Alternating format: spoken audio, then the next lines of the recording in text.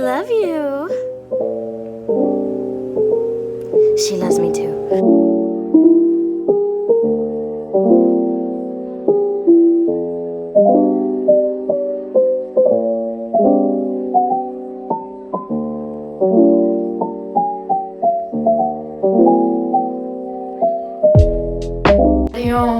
Welcome back to my channel. Today I'm going to be talking about some book recommendations. I have a book addiction and I've read a lot of books. I have also started a lot of books but not finished a lot of books, but a lot of my books are within that pretty much like spiritual like collection of books. And it honestly wasn't until this past year that I really got to attain books that actually carry knowledge of the roots of a lot of my like spiritual beliefs and stuff like that, especially around yoga, meditation, and just deeper spiritual knowledge, which recently has heavily included ayurveda.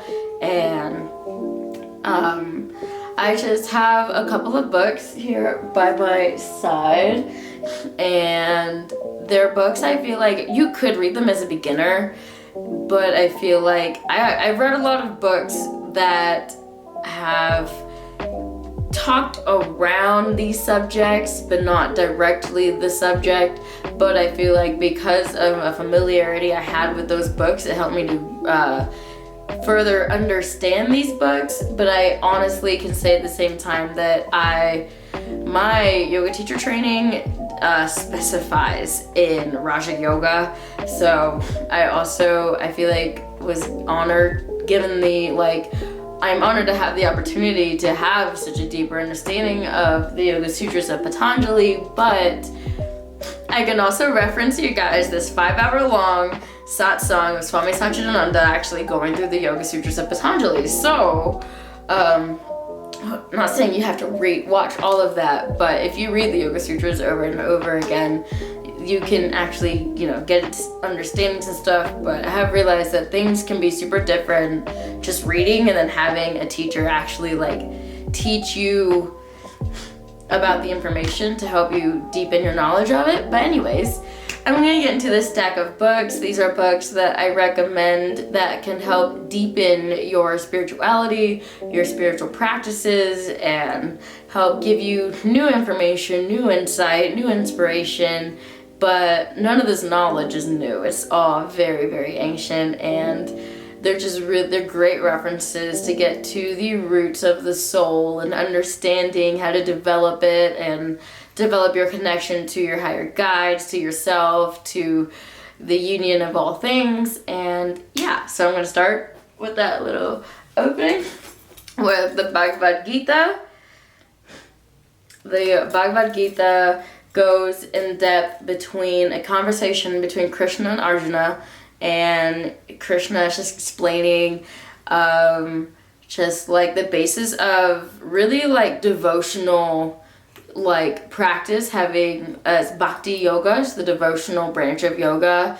And if you're a Krishna devotee, which you don't have to be a devotee to read this book, but this is just a really good guide to deepening a bhakti yoga practice, karma yoga, which is selfless service.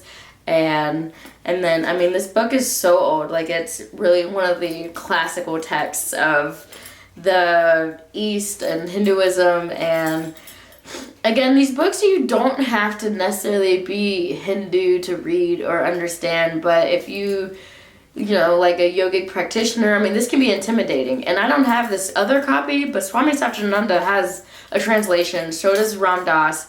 They have lighter translations to help digest the book easier.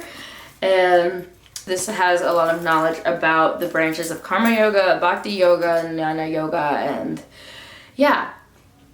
Okay, and this next book is The Celestian Prophecy by James Redfield, and this is actually a fictional book, a lot like The Alchemist, but this is based in Peru, and it's not, I wouldn't say modern, but it's modern compared to The Alchemist, if you've read that book.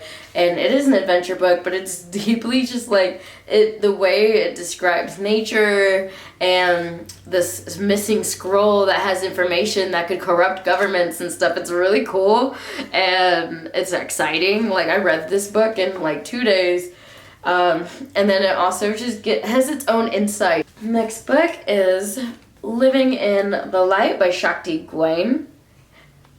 And this book was the first book that introduced me the divine feminine, divine masculine energies within everyone, and how to just get in touch with that part of us, where this book describes what the feminine energy looks like and the masculine energy looks like, and it's separate from gender. It makes up everybody. So it's really cool, like little gateway into just understanding our deeper energies. And it's been a couple years actually since I've read this book, so I don't remember all the big details. I thought about actually rereading it, so I might do that at some point. And then, as I was talking about earlier, this is the Yoga Sutras of Patanjali, translated by Swami Satchidananda. This is one of the most widely known translations of the Yoga Sutras. Like, if you go through a yoga teacher training, this is the book that is referred to when one learns about the 8 limbs of yoga, or Ashtanga yoga. And Sri Swami Satchidananda also just happened to be the founder of Yogaville and Integral Yoga, which where I got my training from. So there was specific classes just deep diving on this book. And the sutra, the most important sutra that basically summarizes yoga as the goal of yoga, is Book 1, Sutra 2, Yogas Chitta Vritti Nirodha. The restraint of the modifications of the mind stuff is yoga. And this just takes you in the world and how to get you there, how to get to a clarified mind. And this talks about the 8 limbs, and the 8 limbs helps to purify our mind and our energy, to prepare our body and mind to get into deeper levels of concentration, to reach meditation, to have even maybe a smidge of a experience in samadhi or mahasamadhi, or a form of samadhi that is like, it takes lifetime or lifetimes. Recommend this book, even as honestly getting into spirituality. This helps get you to a deeper understanding of yoga as a practice, and not just as physical asanas or physical poses. And then this next book is also by Sri Swami Satchidananda, To Know Yourself, The Essential Teachings of Sri Swami Satchidananda. This book was made by Philip Mandelkorn. It was put together. This guy sat and listened to all the Swami Satchidananda satsangs, and this is his word for word recording of specific topics that range from mantras to having gurus to how to meditate and how to be happy, how to stop smoking and self-mastery. And I actually at the very end of it, but I will finish it. It's so good. And my not the last video, but the video about my perspective on the law of attraction actually was inspired by one of the chapters out of this book about finding peace. And then last but not least, I have The Perfect Health by Deepak Chopra. And this book is a really good introduction to Ayurveda. Introduction goes in depth about the doshas, time of day, time of year, your doshic type. I'm pretty sure there's a dosha quiz in this book. And I'm pretty sure most people know who Deepak Chopra is. So if you're familiar with that name, it's called The Perfect Health. And Ayurveda basically is about, trying to get perfect health, because health is more than just the body. It is health includes your mind, your state of mind, your state of connection to your soul and your body, and just how it's all connected. And again, this book is a great get into Ayurveda, learn about it, learn about your body. it's a different, it's just, Ayurveda is just such a deep form of healing, and I recommend that book. And I have other books on Ayurveda, but they go in such a great depth that honestly you kind of need a deeper understanding about the doshas and the gunas. But there's not a lot on the gunas, so maybe I'll make a video about the gunas, and then I'll recommend these other books by David Frawley to read. Anyways, if you're a reader, I hope you liked these recommendations, and maybe go and check them out. And this was supposed to be considered like a spiritual tea talk, and I forgot to talk about my tea. It's fine.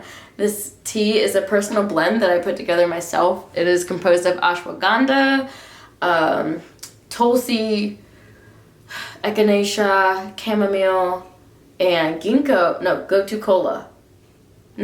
leaf. It's a focus and relax blend, and I'm gonna sip.